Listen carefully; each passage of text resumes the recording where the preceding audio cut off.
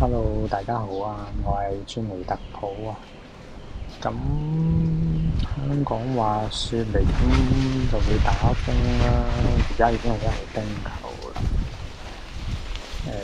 我屋企就比較直風啲，因為咁啱呢個巷仔位。咁如果大家唔想自己架車無啦啦變成咁樣，又或者咁樣呢？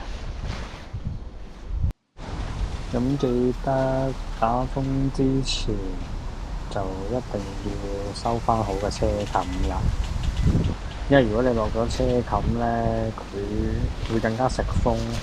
咁有啲電單車冇大架啊嗰啲呢，就會好容易跌車。咁如果自己架車側埋一邊，砸到人哋嗰啲車更加唔好啦。咁如果自己架車有大架嘅話呢，哇！你睇下呢個師兄已經吹到佢個車冚飛起咗一半。好，收翻先，收埋個外賣袋。